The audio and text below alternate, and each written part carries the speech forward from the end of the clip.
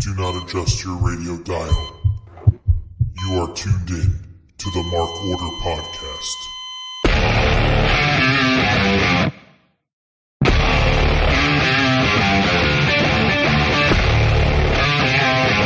Join the Mark Order.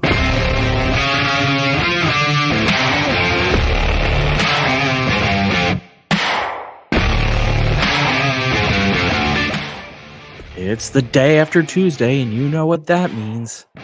Another edition of Mark Order Podcast. It's technically accurate. You'll notice that I am not Kate. I am Ryan. Kate is not joining us tonight. She's too cool for school. Well, actually, she's celebrating school, so I guess that's technically not accurate. She put out on the old socials her sister graduated from, got her college degree today, and that was really cool for her. So, congratulations, Kate's sister, and for all of you that have to listen to me host. I am joined, as always, by Asian Joe. How you doing, Joe? I am doing well, Ryan. You look nice, sharp, and crisp, and free for the force. I'm trying to mess with my lighting now. So the joke Joe just made there is that, and pause because I don't care about the hard cut. The joke Joe just made there is I got a new camera. My old one was busted. It's a nicer camera, and I think it's a much better picture. But I am totally fucked up on lighting and all. I don't have it all now. But as I was showing Joe, I could do this. I'm not looking at the camera right now, but it makes me look there. Oh boy, I look so creepy. I can look so creepy doing this. I love it. How does that differ from any other day? Cold, Joe, cold. Also, I'm surprised it took you this long to finally break your camera. I figured it would have broke a long time ago with you staring at it. No, you're just being cold tonight, Joe. Just cold. Too cold. Too cold Scorpio, in fact. Ooh. I'll take that. Well, while you take that, I say good evening, Big G. What up, Lord Kev? And good evening, Scott George. See, I try to go with the theme. I don't know why so I'll have to play with this later. I forgot I had a new camera until 9:40. It was set up, but I hadn't played with any of the settings. So this is kind of where we're discovering it. I wonder, so here we are. Yes, I know.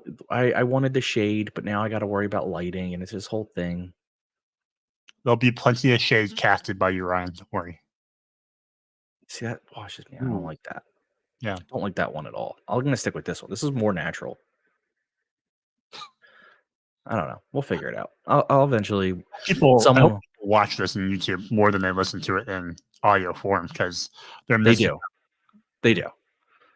I think we're far more entertaining somehow. I think people can laugh at me.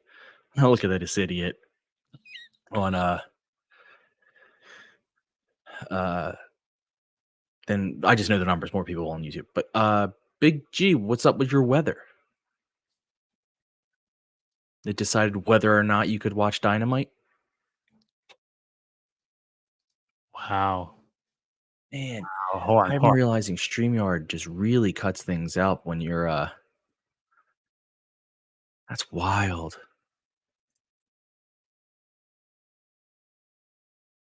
Sorry, I have like because I was messing with it, I have my it's been ringing. I have my camera thing next to it, like you have it, like the camera hub. Mm-hmm. And I'm fading in here, and I'm not fading on there at all. Mm. It's wild. I don't know. I might have to figure this out, but that's for another place in time. Let me think. I forgot I was also hosting for most of this. Sorry, it's been a day. Okay, even before that, it's been a day. So, news and notes from this week. Got any news, Joe? Wrestling or non-wrestling? Nothing I can think of off the top of my head. I wasn't really paying attention to wrestling news earlier this week. The whole day job is in the way. Yeah, I think there wasn't much. Nothing AEW related, I should say. There's obviously wrestling news out there with WWE. I mean, obviously the big one is that they lost Ethan Page, but that was last week. The the relationship between WWE and TNA seems to be strong, which is only AEW related in the sense that it's under two companies having a good relationship. I think the biggest thing is that rumors persist that Warner Brothers Discover is going to be out on NBA. It's becoming more and more likely that they're not retaining their NBA rights, which is wild. Yeah, that seems to be the talk. There's a lot of the TV deal money, and now that domino is about to fall, what that means for AEW and Time Warner Discovery.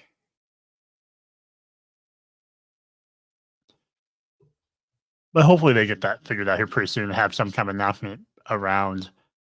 By the way, I just figured it out, why I was fading in one and not the other. I still had up that I wanted a background in StreamYard, and I don't. But yeah, no, you're right. They hopefully. Oh, okay. It was agreed upon today. I didn't see that it was actually agreed upon today.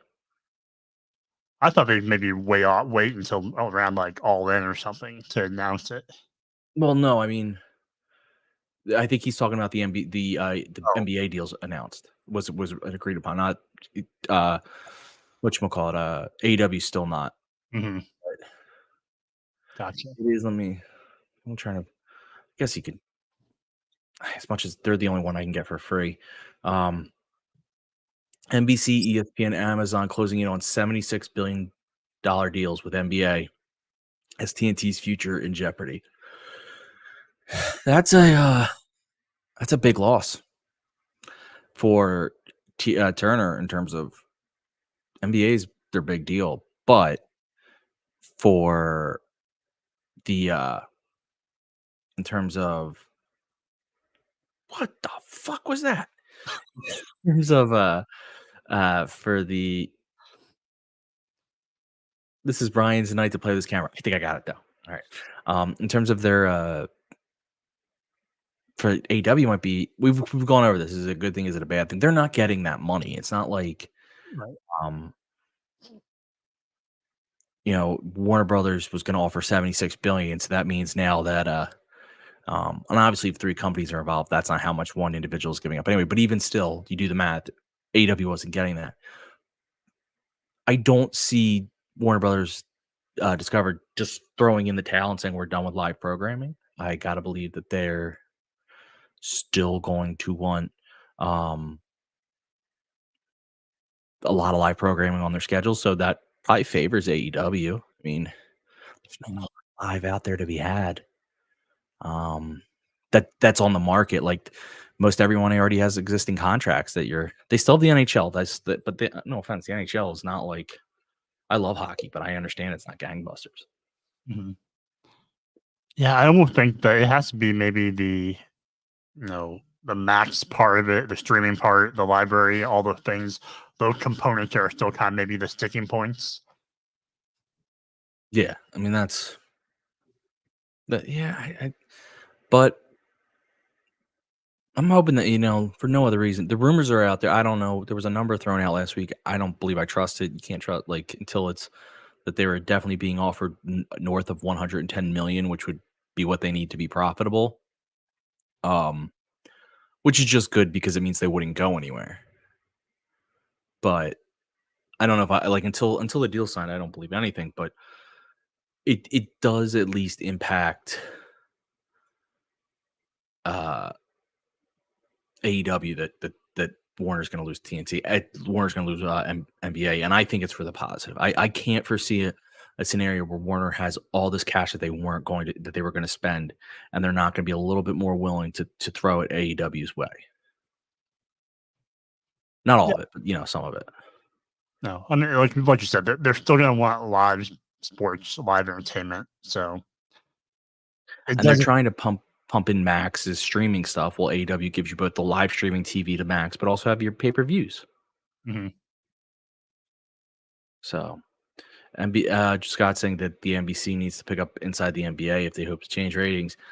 From what I read, everyone but the host, and I always forget the host's name. Ernie Johnson? Yeah, are free agents, but Ernie's going to stick with TNT. And I don't know if the rest of them want to do a show if Ernie's not there. Like, I'm sure they want to do a show, but I don't know if they'll want to do. I don't know if they'll want to do inside the NBA. Shaq, Charles, no Ernie. You know, like you have to have Ernie there. He plays the straight man in that comedy of misfits. Like he's the one, professional on the desk. So he knows how to manage them too. Like he knows, what they're going for, and maybe when to slow it down if he feels like things are really going to go off the rails. So, it sucks because that is the best. That is maybe the only worthwhile sports. I don't know what you call it, post, pre, and intermission show. Like it has all three.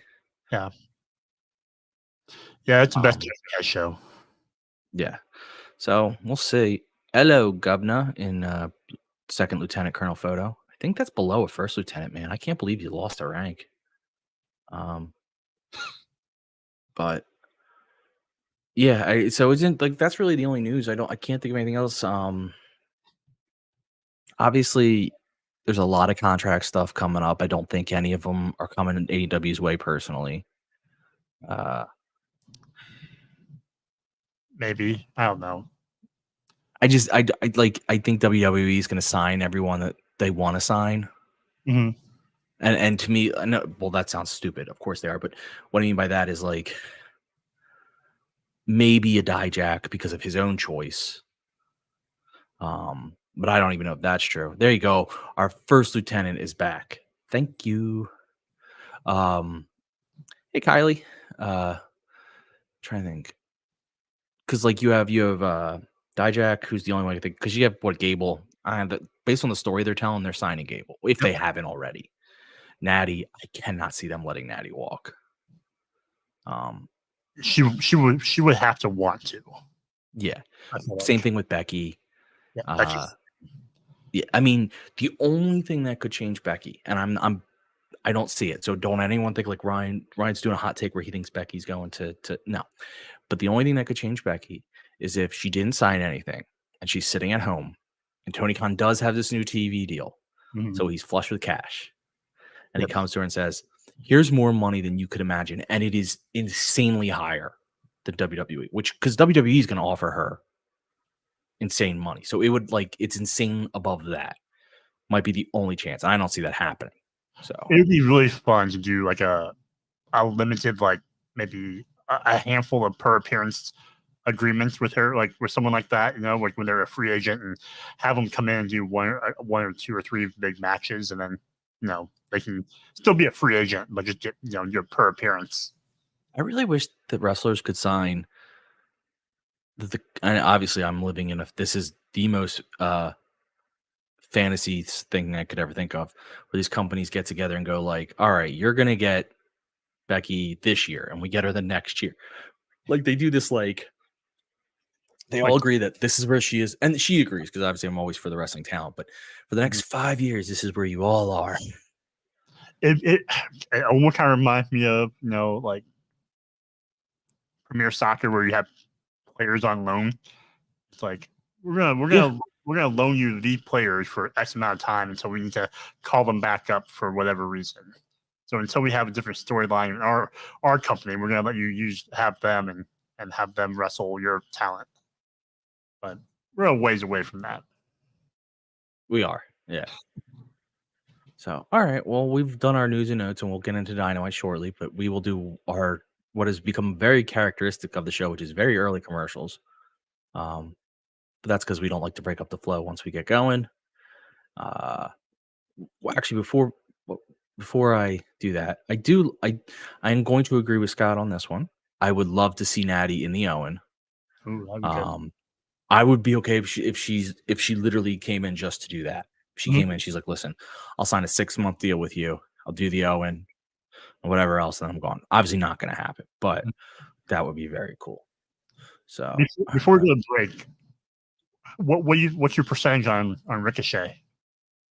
Oh, I forgot about Ricky O'Shea. I mean, I know Obviously, his fiance, was he married to Samantha Urban, or their fiance? Yeah, either way they're together. I mean that Of all the issue, but big names, because again, excluding say Dijak, because I think I know nothing. It's not like I know Dijak, and he'd be like, "Who the fuck are you?"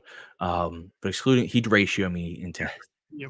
But excluding Dijak, I think he may walk on his own only because his booking sucks. So he may be like, "Let me go do something somewhere else." But beside him, Ricky O'Shea is probably the best chance for AEW. I still don't think it happens. I still think he stays at WWE, but he has a style that would be incredible in AEW. He's got a bunch of old rivals in AEW, and he might have a chance. Like, see, I don't know if he gets featured though. Like, that's the thing. Like, him coming to AEW doesn't mean he's champ. And would he get any higher in the card in AEW than he is in WWE? I don't know. He's got. So if you don't know, again, money will speak. But or do you think he'd be kind of on the same trajectory of like what Ali did when he went to the independents, and then slightly different because, I mean, Ricochet had his indie run though. Like, Ricochet made his name on the indies. Like, he was incredible, and that's what got him signed. Now, could he go back on and say, "Let me remind you"? Not that people forgot, because WWE has let him do a lot of really cool things. Now, he doesn't get to have, and correct me if I'm wrong, chat, because I've told everyone I have goldfish brain when it comes to matches, but I don't think he's had extremely long, like, classic matches in WWE. I'm not making fun of the speed thing, which is its own thing. I'm talking like just in general, because he's the high flyer, they tend to have quicker matches in WWE. But like Big G saying things will get, Ricochet will get lost in the shuffle in AEW. I agree. Like I don't necessarily, I mean, maybe not, but it's not a guarantee. If this were 2019, he comes in as like way over. But it's just, I don't know. It's a very tough call. I mean, I'm not going to complain if he comes over and has matches with Ospreay, Takeshita, Omega, all of them. But I just don't see it. Big G's talking. I don't see MLW for him, and I don't see it for me. Ricochet's really, it's AEW or WWE in my opinion. He's got enough of a name to get paid big in either of those companies. Like, he can go to the indies and make a killing. Like, Ali's doing great, but I don't think it's the same. Like, Ali was kind of like rebuilding a brand. Everyone knew how great Ali was, but he hadn't had a chance to really ever showcase it. Ricochet's done that before, and Ricochet's high enough in WWE where I think it's that. I think both want him. I think that's the difference. I think both want him. So you have a chance to make money in both. So, and Andrade beat Carl Anderson today in 45 seconds. I don't get the speed thing. I thought I would like it because goldfish brain. It's too quick. Like, as soon as the match starts to get a flow to it, it's over. I'm like, and they kind of all feel similar. It feels like they took the 24/7 belt and kind of like wrapped a match around it instead of just its spontaneity. Because pretty much, I feel like it's pretty much the same thing.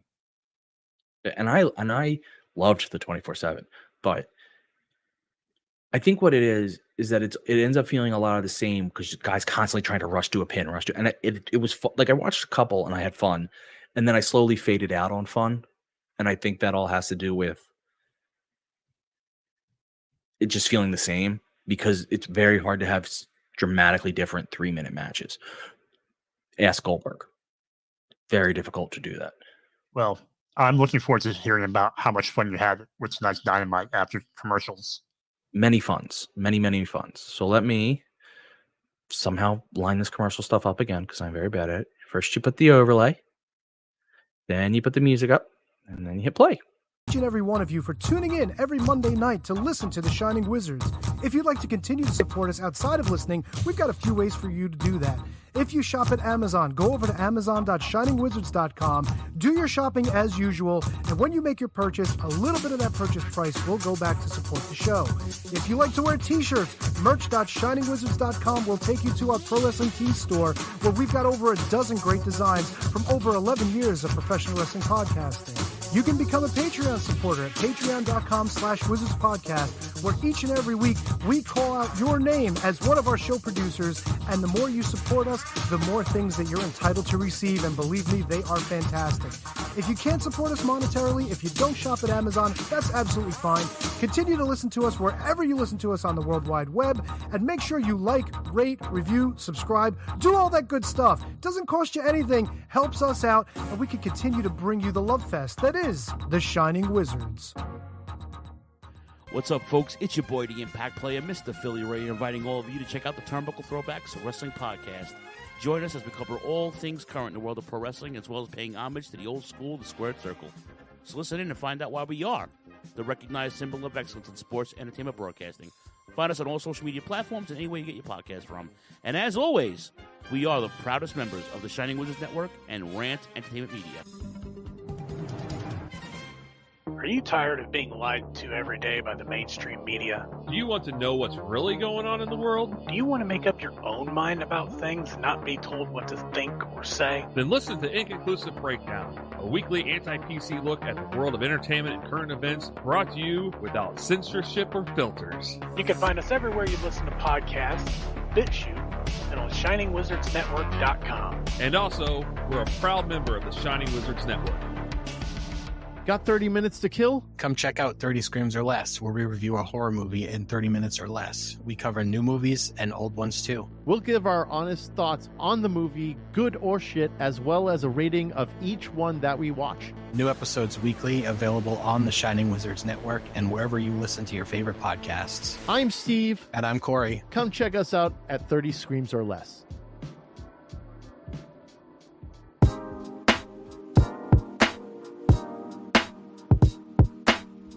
G'day guys, my name is Thomas, one half of the Broadcast Podcast. With our podcast, we go back and watch wrestling events from WWE, WWF, WCW, ECW, AEW, and many other wrestling promotions. You can check us out on Twitter at The Broadcast, that's TheBrokast, and you can also download all episodes on Apple Podcast, Castbox, Castro, and many other podcast apps.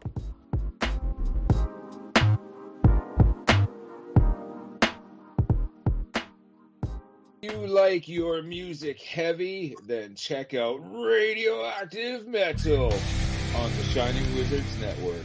For over 16 years now, Radioactive Metal has been one of the longest running podcasts. Over the years, we've interviewed some legendary metal acts, had some awesome discussions, and cranked a hell of a lot of tunes.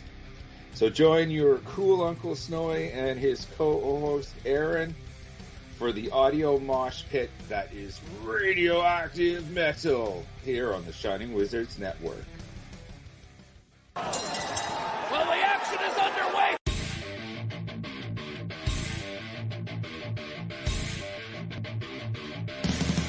What's up, everyone? When on the Shining Wizards Network, be sure to check out Wrestling Night in Canada. If we're not recording another kick-ass podcast, Or playing in punk bands, or recording kick-ass heavy metal albums, then we're sitting back, we're grabbing a couple brews, and going over everything to do in the world of pro wrestling. Because we're from Winnipeg, you idiots. The Mark Order Podcast is the only show you need if you're looking for dedicated coverage of everything AEW on the Shining Wizards Network. Join us live on YouTube every Wednesday night at 10:15 p.m. Eastern after Dynamite to chat along with the show. If you can't join us live, listen to us on your favorite podcast platform.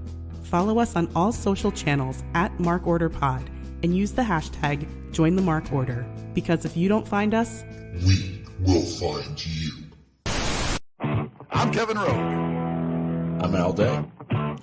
and we're a couple of down under pounders that co-host Rogue Day Dots, an action figure collecting podcast where we talk about, well, just about anything that tickles our fancy at any given moment. We're grumpy old men, and sometimes people get on our nerves, and when you get on our nerves, guess what?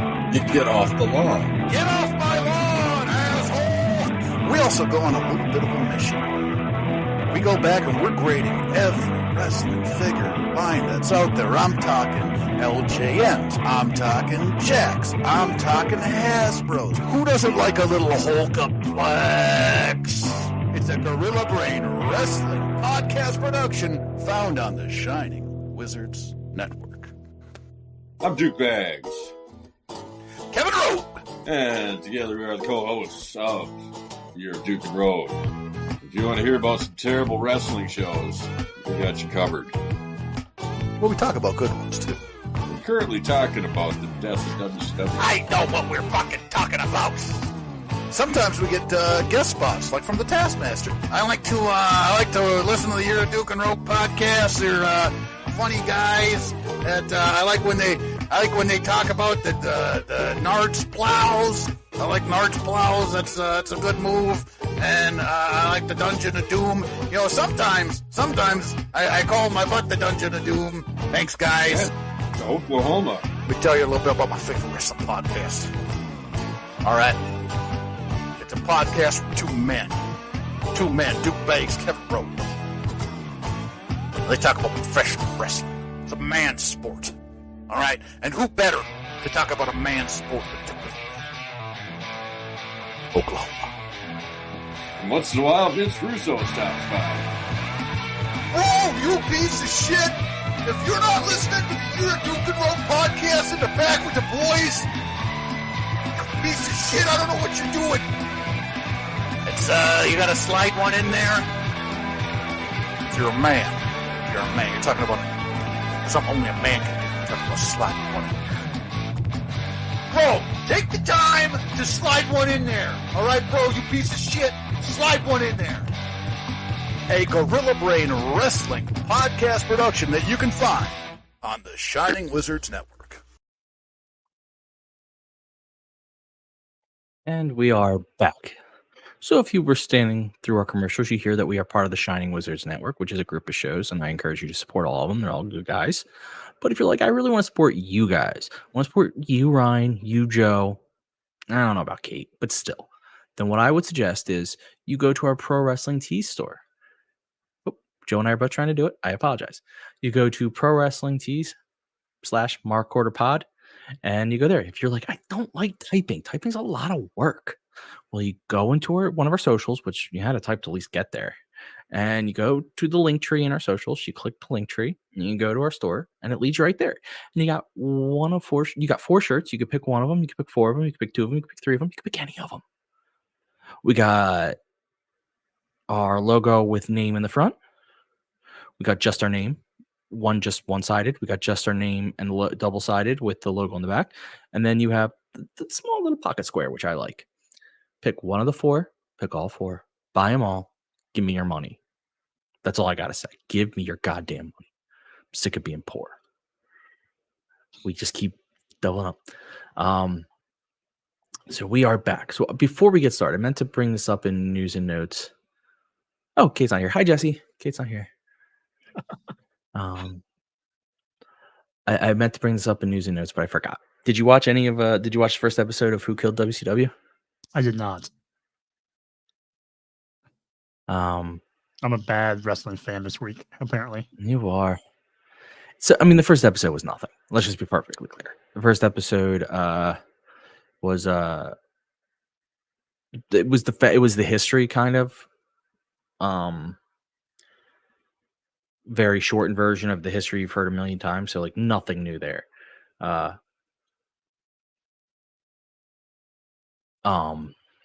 What I would say is there's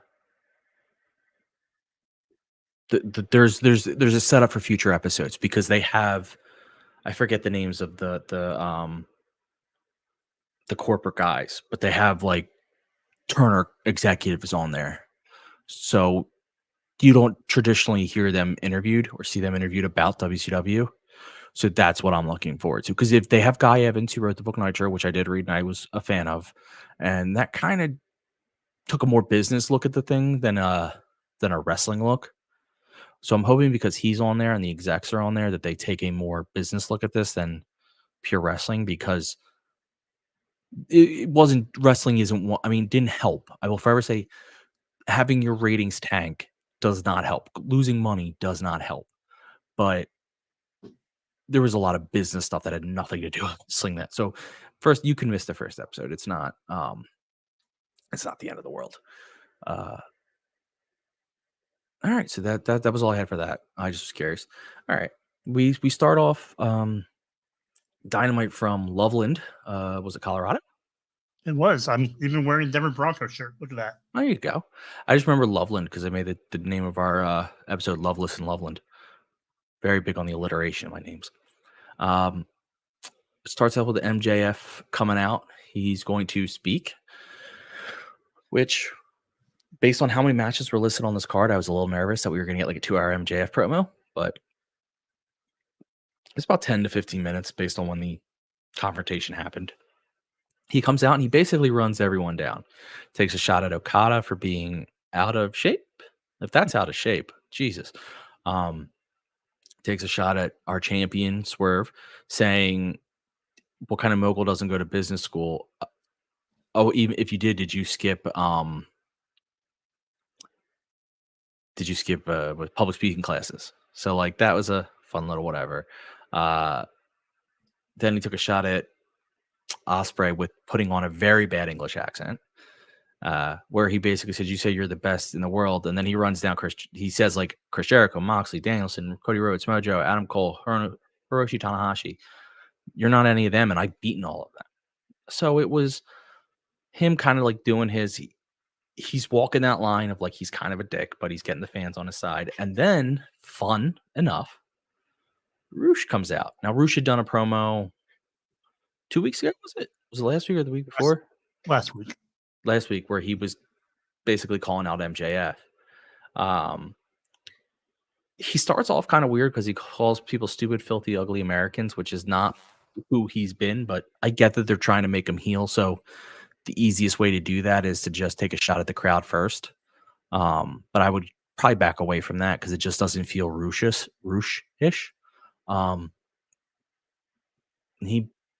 He basically says like, while you've been gone, I've been here winning and kicking ass. But when I get hurt and come back, where's my celebration? Where's my acclaim? You mess with Bull, you get the horns. But then, I got to give him credit because I wasn't sure where he was going with this, and where he went was what I enjoyed. He's like, I didn't understand that. I'm about to be like, is this going to get awkward fast? He's like, audio is so bad in here. Did you? And I'm like, okay, that's such a dick thing to do that I enjoyed it. Like, and then he kind of pulled a Rock move where he's like, can you say it again? We don't care about your bullshit or whatever. Then MJF said some stuff in. Then MJF hyped him up. Said like, I hired you to beat up Danielson. You're lucha royalty. You're awesome. And then he said something in Spanish that I don't speak Spanish, so I don't know what he said. It apparently pissed Roosh off. Roosh rushes the ring and they kind of go at it. Promos seemed fun. Some people were out on MJF's. I kind of was in it. He would come back and run down everyone. That's who he is. He does kind of go for low hanging fruit. That's okay. I'm excited for Roosh versus MJF. One, did you understand what Roosh said? Did you hear it? Could you hear the audio? And two, what'd you think? I did hear him. I don't know if his style of promos were the best to go against MJF's style. I think they're two very drastic ways of getting their points across. I thought MJF's promo was good in the fact that it obviously laid out some future feuds with Okada, Swerve, Ospreay, obviously. So I think that helped, give a roadmap of what's ahead for him. And then I think Roosh is a good opponent for him to have as a kind of a return match. I mean, it's a guy who is credible, who's tough. He's not going to beat MJF, but it'll be a good fight for him. And Other than that, I think my only other thoughts of the promo was I felt like it's pretty much like what we expect from MJF. His look and everything has changed, but the character and the promo, all that stuff is the same. So that's a little off-putting a little bit for me. I feel like you're kind of changing your appearance. You should probably change your delivery a little bit, but just minor things for me. Yeah, that's fair. But I think the match will be a lot of fun. I'm big in on Roosh. I think he was one of the most underrated signings they made because I don't know why people kind of like. I heard a lot of comments when he got signed up like, oh, he won't lose, or like kind of like he was tough to work with, and he's done everything they've asked him to do, and he's gotten over multiple times. Really, I feel bad because it seems like every time he gets over, he gets hurt. Like that sucks. What's up, Wags? I'm sorry. I can only whenever I see the name Wags, I think of that old sports thing was Wife and Girlfriends. Big G's glad that MJF got rid of the scarf. I think it's going to come back. I don't see that going for long. And wonder if this is the start of a shift for MJF. I don't know. I could be wrong about the scarf. I think the scarf will come back when he turns full heel. I think that'll be like the reintroduction of douchery. Well, it's just I get mixed signals with the black jeans and the black leather jacket. But he still has the Burberry. He still has the same demeanor. He still wears the diamond ring. I mean, it's kind of a weird dual characters in one right now. Yeah, I think they're trying to. They probably should have held the diamond tournament while he was out hurt. Would have been a great way to get it off him and not have him where he could come back anytime he wanted it. I think they are trying to make him look a little tougher. I know that sounds weird to be like, oh, he's in his denim and that makes him look tough. But I do think there's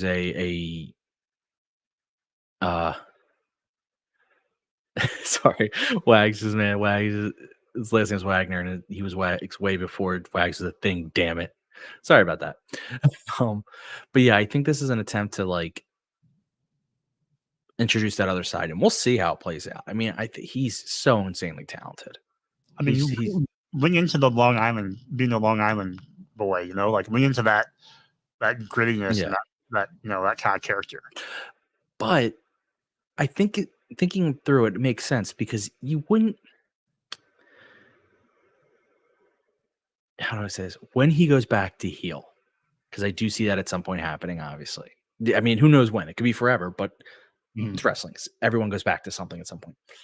I think he goes back to suits and the scarf. And the reason I think it works is he's playing something right now. He is not this guy. And so even when he's trying to play tougher and he wears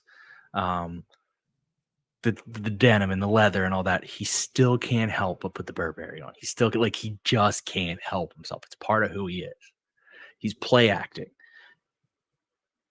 And yeah, not even necessarily play acting being a good guy. He's just, that's not his style, but he thinks that's the style he should be. Like that's where I'm reading it.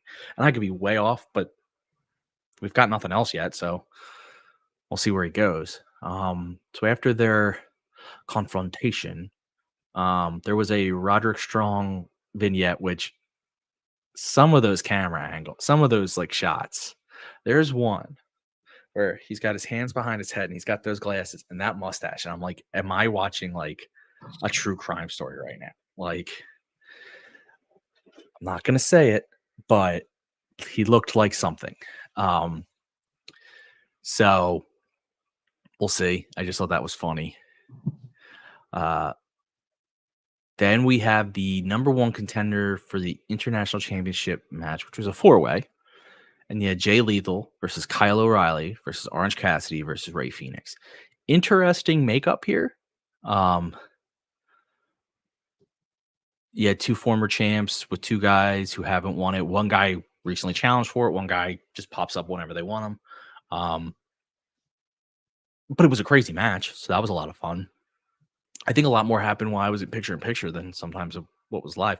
But Ray Phoenix wins by pinfall with a small package on Jay Lethal. And so Ray Phoenix is number one contender. And I like this. Ray Phoenix is former champ, but notoriously the run cut short because of injury. Super exciting to watch. Glad I love Orange Cassidy, but glad it wasn't Orange Cassidy. He's had his time with that title. Let him leave it. What'd you think? It was a little bit of an odd group of four. I think the right person won the Phoenix, like you said. I think having him kind of heat him up a little bit, coming back from injury, is a good call. He's going to have a hell of a match for that belt, so that'll be fun to watch. As far as the match goes, with these four-way matches, you often get the 1-versus-1 in the ring, with the other two laying outside doing nothing, like a rumble or a battle royal. So I'm not a big fan of that. I hate when people just have lay like a sloth on the outside and let one person face another. But other than that, I'm looking at some of the spots I wrote down since Kate's not here. I don't have to ask permission. I liked Phoenix's splash to break up the armbar. I thought that was fun. Orange Cassidy's helicopter DDT on Phoenix, where he kind of spins around for a while, then lands a DDT. So I thought there was a lot of acting. I'm kind of surprised that it kind of ended on a little flash roll up. Yeah, it was. But I guess that's in some weird ways. I guess it was their way to protect all the guys in the match. It's you can protect Ray Phoenix wins, but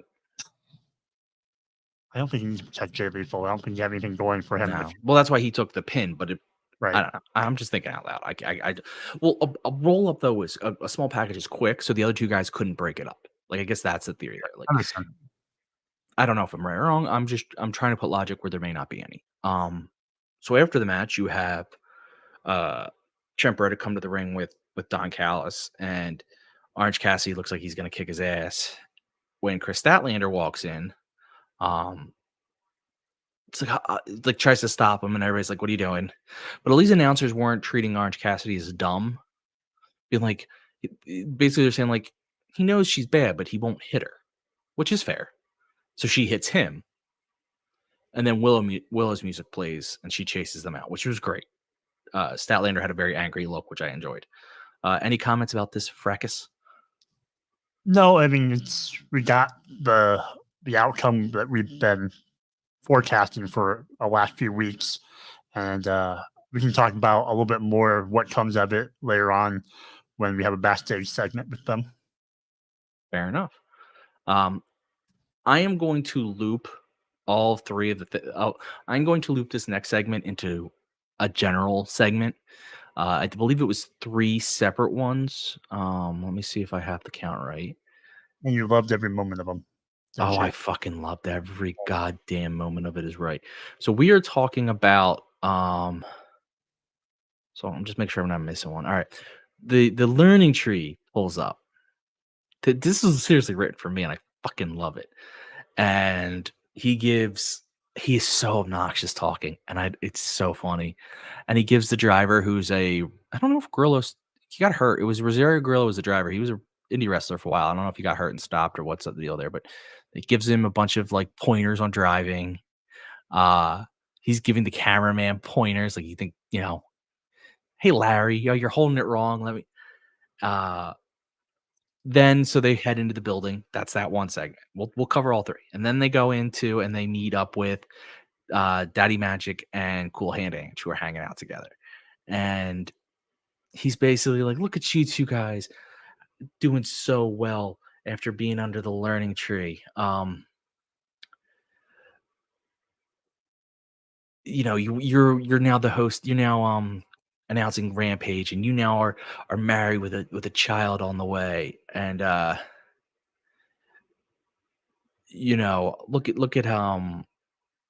look how wonderful you're doing." And it's just so condescending. I don't know if I'm missing something there. I can't remember. I don't think so. Brian Keith did have a line. I know he was right. He gave parenting tips because he's like, as a former champ and a former parent and a parent. And then, of course, Brian Keith told Parker to make sure the baby respects Chris Jericho, which I don't care what you say. That was funny. And then the final learning tree segment is they went to they met up with Private Party. Jericho tries to explain to them that a party is better for when it's for everyone. And so they should make their private party public. And they say no, which angers Brian Keith, who starts to yell at them, but Big Bill holds them back. And then Jericho invites them onto his thing next week. Again, I'm kind of glad Kate's not here because we would be fighting. This was made for me. The over the top acting, the silliness, the goofiness, the tips, the Mr. Rogers type of behavior. I fucking loved every second of it. I'm assuming you did not. Your assumption is correct. It's a little grating on me. Just, I don't know. It's not for me. It's too much. I thought the learning tree itself was gonna be bad, but then I feel like they've took it, and I don't know if they evolved or pivoted from the initial concept of it being a learning tree for wrestlers, but branching out to beyond just having a faction, but trying to help all areas of AEW. And incorporating this whole, like you said, Mr. Rogers character that we've seen so much of.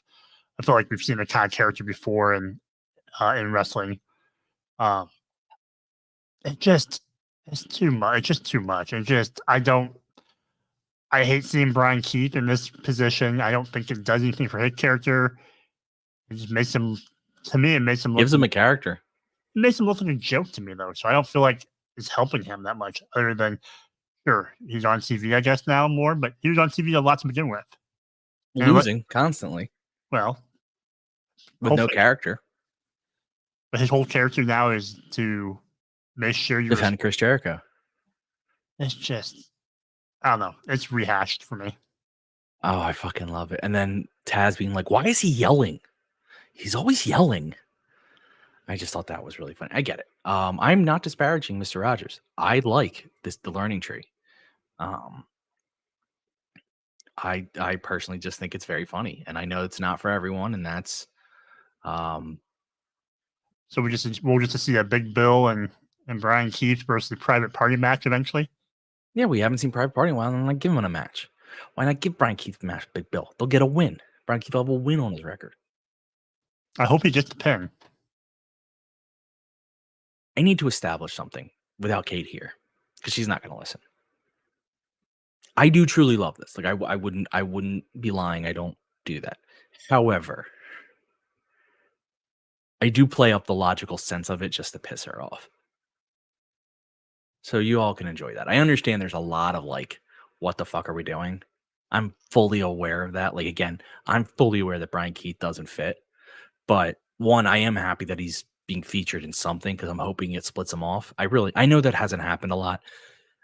But truthfully, Sammy was split off from Jericho, and his own shit is why he had that backstage problem and all. That's why he didn't go succeed. And then Daniel Garcia is on the way to doing well again. There is a little bit of something there. They need to learn to cut it off quicker. Cut down the tree as it starts to die, not when it's completely dead. Or just prune it. At least prune it, if nothing else. I wild out when Kate's here too, Ophelia. I'm always wild. But I just feel like, again, I understand there's some logical gaps, but I do truly love this. If we know anything about you, Ryan, you love silly fun, you love shenanigans, and you love stories. And I love tomfoolery. I don't know who Tom is, but congratulations to you and Tom. I like his foolery. We're back. So Jericho's thing happened at 3 separate segments, but they're done. I just felt like it was stupid if we were going to keep going back because, yeah, one opinion on it is all we need.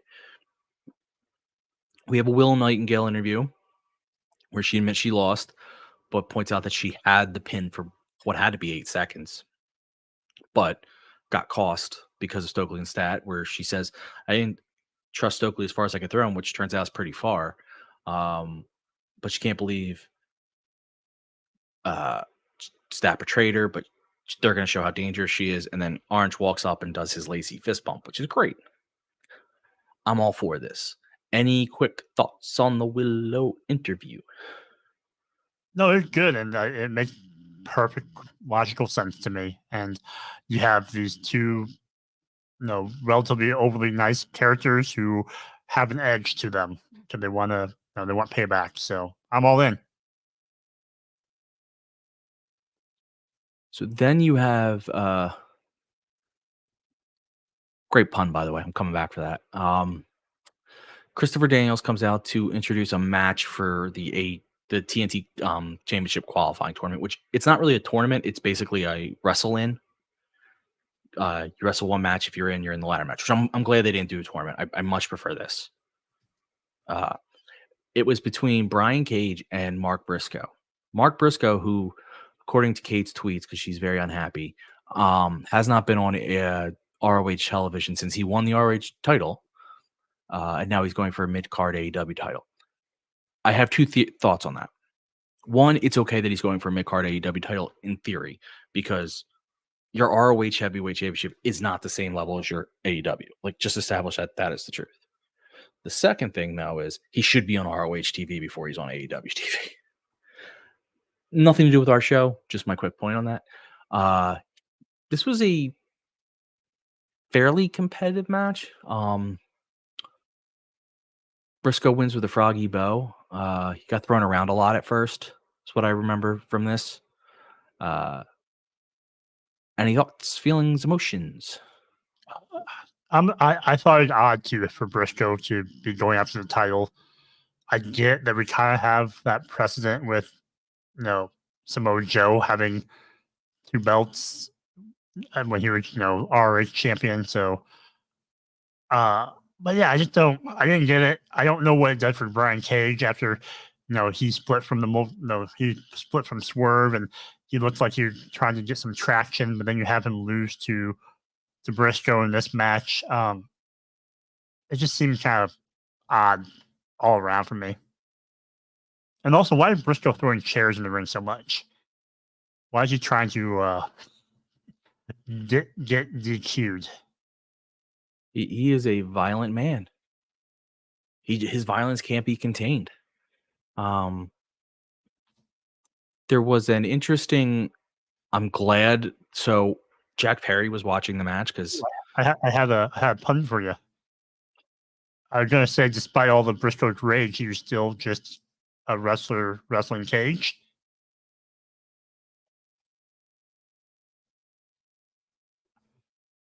So you're welcome. So well done, Joe. I know you can't hear my clapping, but the visual was there. I was clapping. That was very well done.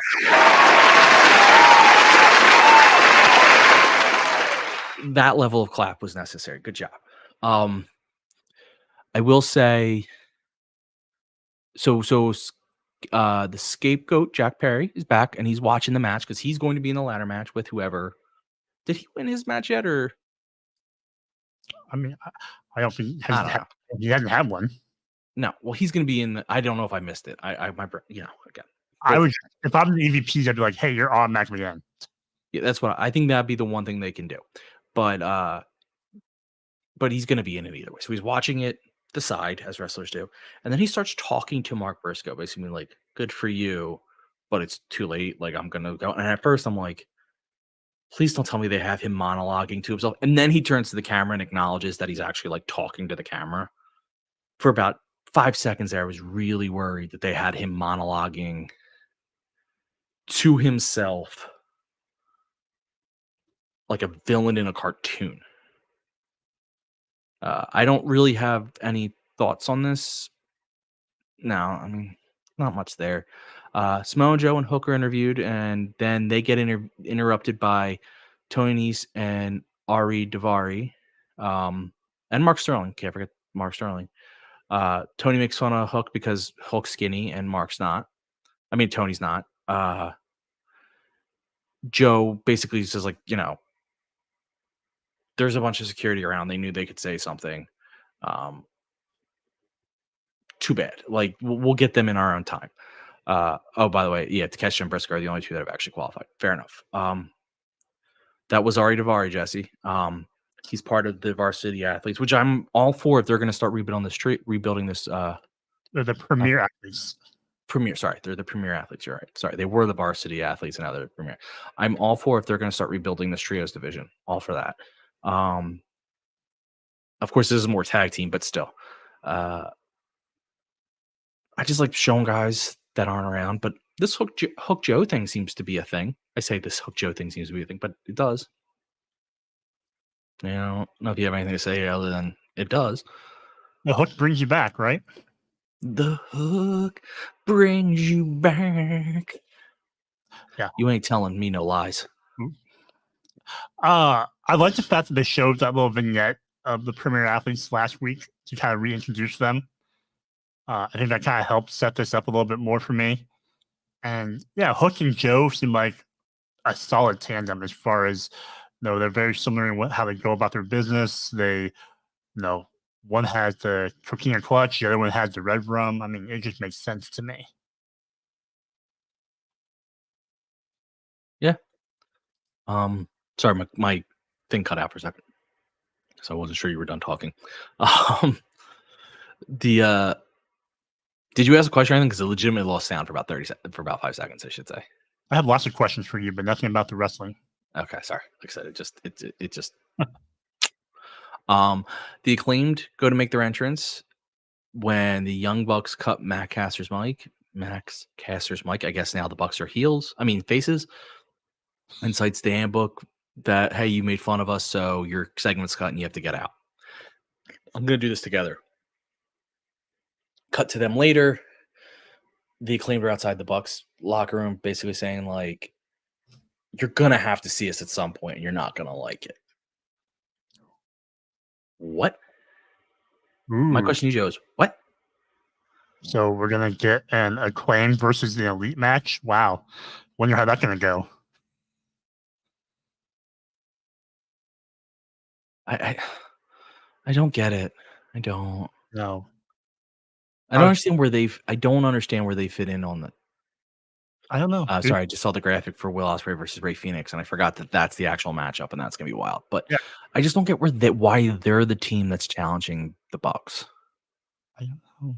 I guess because they're over enough, so they feel like they have to keep them on string. You could have had the Bucks screw with them even by accident, and it could have justified it. Like the Acclaimed were supposed to have a shot at something or a match, and the Bucks decided no, and the Acclaimed took it personal, like something like that. Like you could, or because when the Bucks took over, they forgot to verify a travel arrangement or something, and like it fucked. Like to just have them show up doesn't make sense to me, and I get it. Like I am not normally that nitpicky on stuff, but for some reason this one just stands out as like they're not even guys who were close to Christopher Daniels. Like if they were like Christopher Daniels' friends. Yeah, because they ran down to the ring to help one time, and then now they got involved. I mean, I guess you could like the only thing I could think of is that they always seem to be they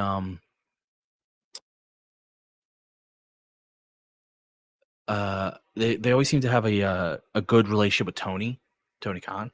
So maybe that's the justification. Is like when they were faces, which was now been the majority of their run, they always seem to like get along. I don't necessarily buy it, but it's the only thing I could think of. So I agree it should be Scorpio Sky spot, except there's no one else. You need to have multiple people, and they don't. Like Scorpio Sky just alone doesn't work.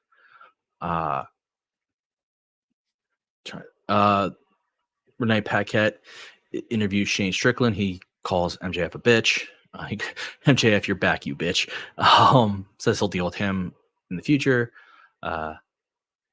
And basically just says he's going to beat up Roderick Strong. And oh, by the way, next time Team AEW gets assembled, you don't exclude the AEW champion. Foreshadowing, I think. So you clearly agree it's foreshadowing. Any other thoughts? That's the first thought I had when he touched on that subject. I'm like, ooh, blood and guts. Who doesn't like blood more than Swerve? And that means who would the Elite take on as a fifth member of their team who has an issue with Swerve? Yeah, I mean, you could bring Hangman back. Hangman loves blood. And he hates Swerve. He hasn't. Yeah. So that's what I'm thinking. That's for the EV on the elite side. Mm-hmm. Okay, so he comes back as the elite's 5th. Yep. He was going heel. We said that's last week. AEW 5 is. I think so Danielson will be off that team. So he'll be doing other. So you got FTR, Swerve, Kenny. Who's the 5th?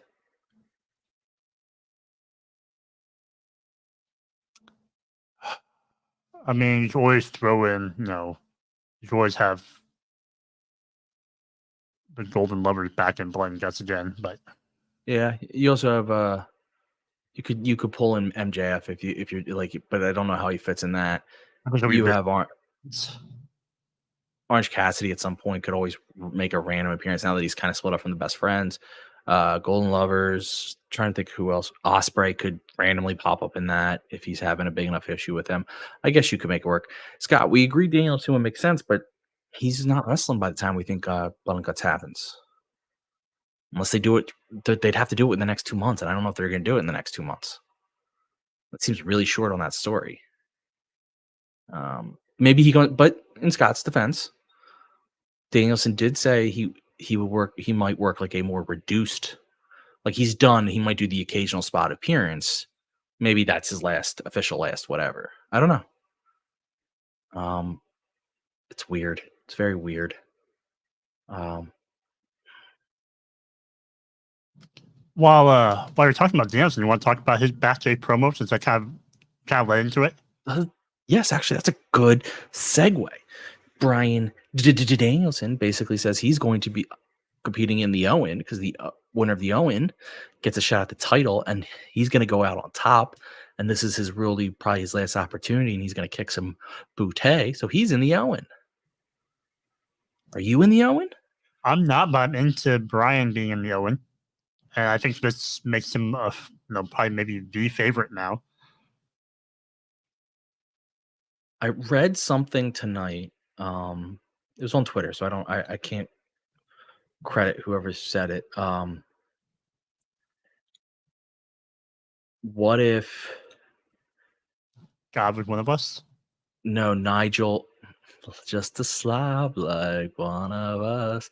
What if Nigel cost Danielson in the Owen, and then Nigel and Danielson in All In? I don't think it's gonna happen. Could you imagine? I have multiple times. I thought it'd be a great way to close out his full-time run, but I don't think it's gonna happen. So I don't know, but yeah, unless that happens, he's the favorite because he'll get there and then he'll lose. I will take Danielson's last full-time match being for the World Championship, and Me too. Him losing in a hell of a match, and then having him get the send-off he deserves. Agreed. Just a slob like one of us. What's the word? So then we have the BCC, all 4, because Wheeler Yuta was reported cleared after like 6 months today. How's he still champion? What'd you say? How is he still pure champion after 6 months of? They let what's his name? They had Shibata drop it when they thought he'd be away forever, and he was only gone for like a month. I don't understand. The only thing I could say is, looking at the two things in there, whatever. Shibata was going because of visa issues and all, which in theory they thought may drag out forever. Clearly didn't happen, but Yuta, from what I understood, was more like concussion related, and a concussion thing could end like that. No one hears my snap. I forgot. But concussions can be over pretty quickly, or they can drag out. That's the fuck all of concussions. Like, that's why when someone has a concussion, like, they could be back in a week, they could be back in 2 days, or they could be back in 2 years, or they could never be back. Like, it is the most fuck all of an injury. So maybe they kept holding hope, and then you kind of get into like it's in business, it's like the sunk cost problem where like you keep throwing good money after bad, and you're kind of like, well, we've waited this long. Well, we've waited this long. Well, we've waited this long. And it's like, but that doesn't justify continuing to do it. Like, just cut your losses and go. Well, Now he's that- back. So If you don't defend the ROH belt on ROH TV, does it exist? I mean, no one defends their belts on ROH TV. I know. It's like a tree falling in a forest with no one around. Like, do they really exist if they're not defended? Yeah, I mean that's. I don't know. We'll have to, that is the philosophical question that. Yeah, I didn't. It's not necessarily I guess it's a fallacy, but yeah, it's a sunk cost fallacy. You don't throw good money after bad. You know, you just put in 2,000 in your car for a new engine, and then the transmission blows the next day. You don't go, well, I just put 2,000 in it, so let me put 5 more. No, if it's not worth it, you don't do it. You don't count that money in there. Well, in this case, okay, you waited 2 months for him to go. You can't be like, well, we've already waited 2 months. No, if you don't know when he's coming back, just cut it. But that's again, I don't care enough. Really quick, if he came back sooner than you thought, you can always book it to have him Yeah. win. And you could make it part of his character. Where he's like, you guys didn't give me any time. But nevertheless, it was good to see him back and see them as a whole unit for the first time in over a year.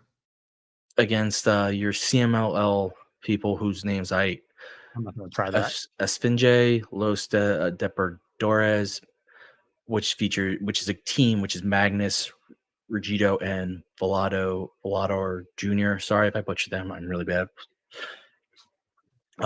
Match was awesome though. Jesus Christ. It was chaos. If it was anything, they were just wild.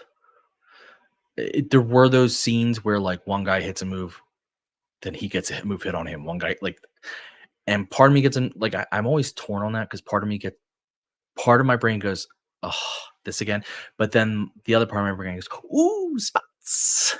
So I tend to go to the ooh spots because it means have more fun. But I do understand that like that does just become a thing at some point. The BCC wins with a seatbelt pin from Wheeler Yuta on Regito. So that was good for Yuta to get his first night back. He gets a win.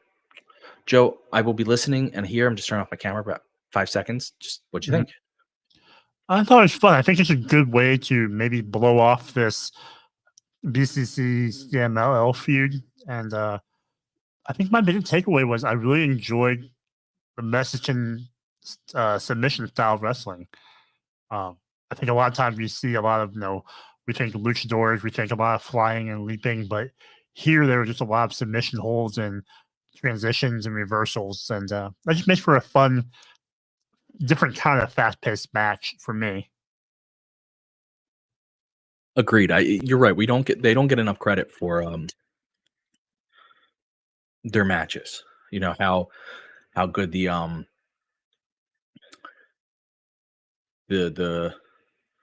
luch, like their submission luchadors could look. Because there was that other guy. What's his name? Heshisharo.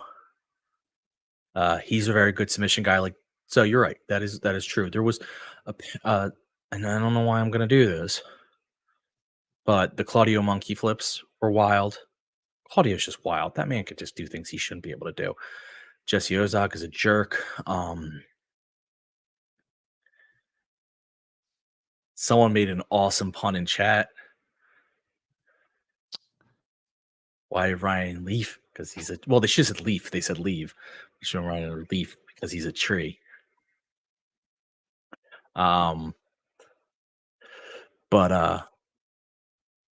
yeah, I mean this is again, being someone that doesn't remember spots on a good night, it's difficult for me to call out spots in a match like this.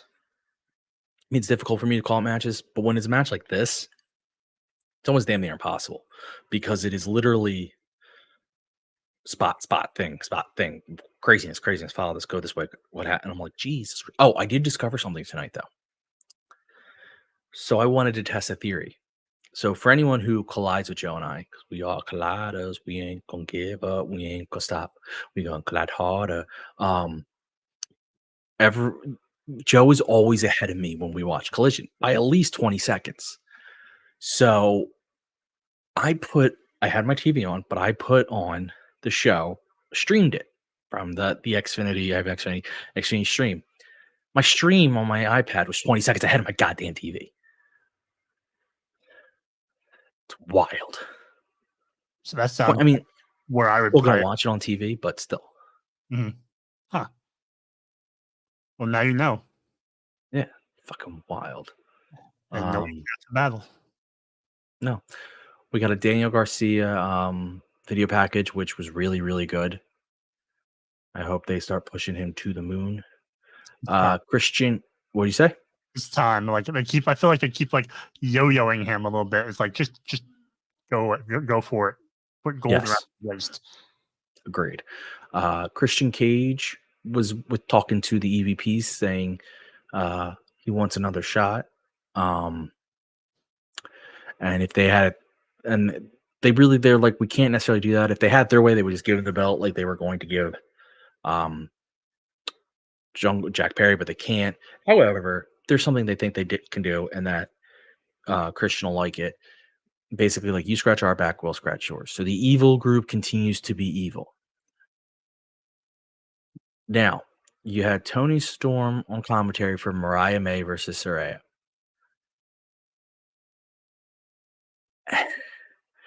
I couldn't stop laughing at, isn't this where the breast wrestle? I'm like, Jesus Christ. I actually thought this was a fairly fun match. Yes, I said fun. Sorry, I meant good, actually. That was a pretty good match. I know Saraya anymore gets a little more grief than she should. I actually think this was highly competitive. I think Mariah and her had a good chemistry. Saraya won with the her Scorpion Crosslock in the middle of the ring, with Mariah like kind of looking to Tony as she loses. After the match, the heels start to beat up Tony and Mariah, and then Mina Shirakawa's music played, which is wild that that's her music. And she comes down and she makes the save, but then her and Tony have kind of like a stare off until Mariah kind of brings them both to her bosoms. Listen, I don't know how else I'm going to say it. And it's like this weird moment. I'm trying to imagine a non-wrestling fan watching this for the first time. What did you think? It was very rousing. It was a fun match to almost, it was, bags of fun. You could say bags of fun. I like Tony coming out in Outcast cosplay there. That was a great little touch. And then Saraya, taking off the jacket and, beating up the jacket. So that's a nice little callback to that relationship. I like some of the counters at the end that led to Saraya doing a DDT on Mariah, which looked like Mariah got folded up on her neck, which looked nasty. But I had mixed emotions about Mariah taking a loss cleanly.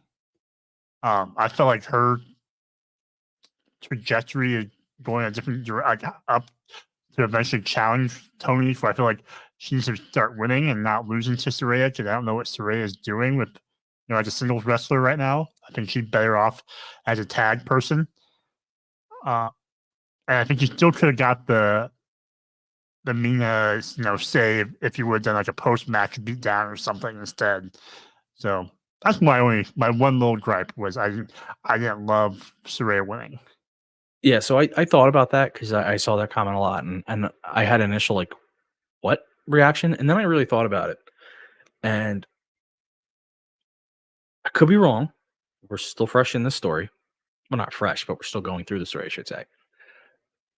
Wow, it just started really raining at my house. Sorry. But I think they're trying to tell a story of like Mariah's so caught up in this stuff with Tony and the stuff with Mina, and she's suffering for it. She's the one who can't get wins, and she's the one who gets hurt. And she's like, I think the story I think they're trying to almost tell the story of Mariah going on her own, which is she's suffering when she's with these people because there's this weird like we're claiming you, and it's not.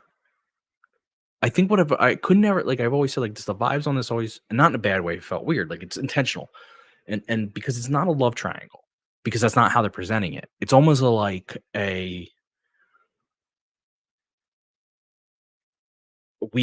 you're our triangle, like you're ours, like you're our subordinate. We claim you. It's weird. I don't know how the way to say it. I almost thought when when Mariah was in a submission at the end, and Tony was there, just worried about her, telling her like, you can't last much longer, blah blah blah. And I almost thought we were going to revisit the throw in the towel thing, where I thought that'd be interesting, whether it's her or Luther throwing in a towel to help save Mariah. I think that'd be a throwback or tie back into the pay-per-view. Yeah, Ryan. Listen, one else. She probably gets enough crazy people against her. We don't need Mariah May on a pole match. Judy Bagwell or nothing. Yeah, I am glad. I'm gonna say this now. I am glad that I watched Hey EW with Mina, because I understood like her character a lot more when she came out. Mm-hmm. Like, she has some very distinct mannerisms. She likes to play up certain parts of her.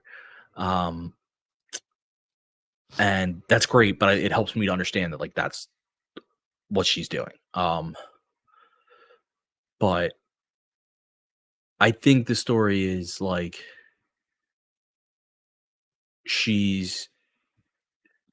Mariah's in between the two of them, but she's not like, and I think this should be, if they're smart, this is a story Mariah going on her own of like, yeah, because what's going to happen is Tony is going to start to lose it as Mariah. I think the story would probably be that Mariah starts to go to Mina a bit, and Tony starts to lose it, and makes Tony more of a heel, because right now she's very face. Mm-hmm. Makes Tony more of a heel, and then that's where the Mariah coming out on her own is, because I mean they could make her heel, but I just don't know if I don't know. It's a whole weird. They have places. I like the idea of her breaking away from being so codependent. And yes, she needs that, but I think that's why she's losing. Yeah, and she's losing. Yeah, she'll go on her own, not be held back. I will give credit to the person who's not here tonight, and Catherine, and she had mentioned, I think, on the Twitters about how this has been one of the better long-term or months-long storylines that AEW has had since maybe Kenny and Heyman. Yes, it really is. And the funny thing is, it's like it is a mix of super silly, some of the silliest things, some of the silliest parts of it ever, but then it also has a lot of emotion, a lot of feeling, a lot of like real there. It's very weird. And I love how, and weird in the best way. Like they pulled it off. I will. It didn't. It at times feel like, oh crap, are they going to go too silly? And somehow they pull it back. Like it gets to be like, you almost understand I don't know. They're just, everyone in it is so good. I will say this. Mina for being she actually speaks pretty good English because her time on AEW is pretty good, but she hasn't been given a chance to speak, really. Just I think maybe a brief snippet here or there, but has really gotten over who she is just by her facials and her motions, and that's extremely talented on her part. So then we go to we go to our main event. Roderick Strong versus Shane Swerve Strickland. This was like a back and forth match. There's a lot of cool moments, a couple near falls, a couple fake falls. I don't think anyone thought Shane was going to lose. Strickland wins with the house call. Nothing after the show except that he goes off air dancing with a grandmother. Hilarious. I do have some spots, but I will let you go first. Joe. You've been calling him Shane a lot tonight. Because MJF did. I'm going to say, it's weird hearing his name. MJF called him. MJF called him Shane. And it's been in my head since he said it. Yeah, it's what I thought we would get from these two. Fun match. To quote Ryan, fun match. And even though they 5 out of 5 funds? 4.5 for me. Okay. Only because you're just really predictable, and it wasn't given a ton of time. I felt like you were given 10 minutes or 12 minutes, whatever it was, toward the end. And the outcome was predictable, like you said. So that kind of was the half-star deduction for me. But I like that Strong utilized the trip and it actually worked, because too often people never really fully use that move and make it work for them. Always love Swerve's little handstand into the head scissor. That's always fun. I mean, just the balance and the athleticism he had to do those things. And I like Swerve's just psychology of working on Ry's knee through the match to try to take away, so much of his offense with the backbreakers or the flying knee. I thought that was a good story of the match. And then my last spot to call Ryan would be the Roddy's release suplex he had on Swerve on the apron there, where he kind of dumped him and Swerve landed on his back on the apron. So how about you, Ryan? How many funds did you have? This is a 5 out of 5 funner for me. Okay. I had fun the whole match. Swerve stomp from the inside to the outside was wild. Where Roddy was hanging on. We were talking about that. Like Roddy catching his foot to keep the bounce and then selling it like he's legitimately trying not to fall to the floor was a great way to set himself up for what other times looks predictable. He set himself up to be a realistic reason as to why you're just kind of sitting there. I like the there was one time the way he delivers some of his kicks just looks so good, and Roddy sold him so well. I also love that there was some tomfoolery, but not enough to feel annoyed by it. It was like just a good level of tomfoolery to me. Look, of course he's gonna have some. He's got buddies on the side with him, but not enough for like, well, what are we doing in this match? This sucks. So yeah, that's what I thought. I thought it was a 5 out of 5 funner. I think this continue, but this is, I don't know. I think they're trying, like MJF didn't wrestle as champ. I think they're really trying to establish that Swerve is like that guy. Like he wrestles every week. He's in front of all the media. Like I think I don't think it's intentional with anyone else. I don't think they're taking a shot at anyone else. I don't think it has anything to do with anyone else. I think it's purely Swerve related, where they're proving to him that like he is the face right now. Like you're going to see him every week, and he's gonna do all the media. Like he was at the Game of Thrones thing with Willow. So like 1LT Roddy Dodge in the first house call was very good. So I like that. Like I think that's what we're doing. Yeah. It's workhorse, but it's also the face. Yeah. Like I know that's like, because you can be a workhorse, but like I think they're really trying to make it be like, this is your guy. Like this is our guy, I should say. This is our guy. The fans clearly love him. I mean, there's whose house chants are as authentic as you get. Like people really get into it. He crosses the line of like he's a wrestler, he's an entertainer. You can put him you could put him on your morning shows, you could put him at premieres, he can meet up with people who are culturally relevant, and then he can go out and have an amazing match. So like I get why they're doing it, and I just think that's what it is. I think it's intentional that they're for him, like MJF's character was that he didn't wrestle, so that's fine. But like I think for him, they're trying to be like, you need to make it people know you're our guy, and people do. I mean, he is the hugest, and he's a podcast too. Like he does it all. He's almost as good as I am. Almost. I'm still waiting for the crowd to chant back with the whose house. I want them to chant back Hugh Laurie.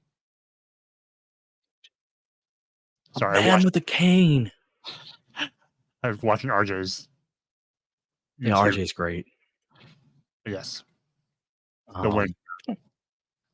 So that is our show for tonight on the quicker side, which we're good with. Joel, when you're not here, where can you be found? Well, when I'm not here on Wednesday nights, I can sometimes be found on Saturday nights to collide sometimes. Other than that, on social media at _Asian Joe. And then in my bio of my social media, I have a link to my cereal review blog. So you can read about all sorts of wacky novelty cereals I've reviewed. If you have any you want me to review, leave me a suggestion on Twitter or whatever they're called nowadays. Joel, there's a chat in the chat. Are you colliding this Saturday? Well, I'm personally colliding. I'm going to be going to Collision. It's in my backyard, basically. Just a collider. He ain't gonna give up. I should be in good good camera angle, hard cams, focal point area. So I will do my best. I'll even wear my Mark Order t-shirt. Perfect. So as with any time Joe's out, 50-50 if I'm doing it. If I find someone or what's going on. I kind of, not gonna lie, kind of sometimes use Joe not being there as a break for myself. I don't lie about that. When I'm not, I should just do it live from the arena. Oh, they would hate you so much. Oh, nice. Rampage has Mina versus Deeb. That's awesome. See, Jesse Ozak wants you to do it from the stadium. So 1,400 people there. So yeah, so they'll really hear you. They'll hear me. Oh my God. I'm having fun. This is fun. Well, listen, when we talk on Saturdays, yes, we talk wrestling. We'll talk the matches on. We'll talk wrestling or news. And then I just talk a bunch of bullshit. Talk South Park, which I did finally watch the movie, the fat movie. And it was hilarious. And as it always is, when I'm not here on Wednesdays, well, I'm here on Wednesdays, but when it's not Wednesday at 10:15, you can sometimes find me colliding on Saturdays with Joe. We'll see. Again, I'll see about this Saturday. I'm not saying we're not. I just haven't made that decision yet. A lot of that's dependent on if I find someone or if something pops up in my life. I know it's weird. What was I thinking of? Oh, Saturdays there we collide where we watch Collision Live, and then you can follow my history. Follow us on all socials, Mark Order Pod. Just don't be a jerk. And then follow my history blog hereforhistory.com at _here4history. Once again, you can go get our t-shirts from any of our link tree at Pro Wrestling Tees at /Mark Order Pod. Please buy all 4. Be cool. Go, don't be a loser. I'm buying myself time as I get the commercial overlay. No, that's the wrong one. I need the outro overlay. I am an idiot. And then I put the outro music on and I hit play. Wait. I forgot. Thank you, Chad. I'm not going through who everyone was here. I know Scott, Big G, 1LT, Jesse, Kev, Will, Ophelia. I'm sorry if I missed anyone. I don't have it pulled up. Now I'm hitting play.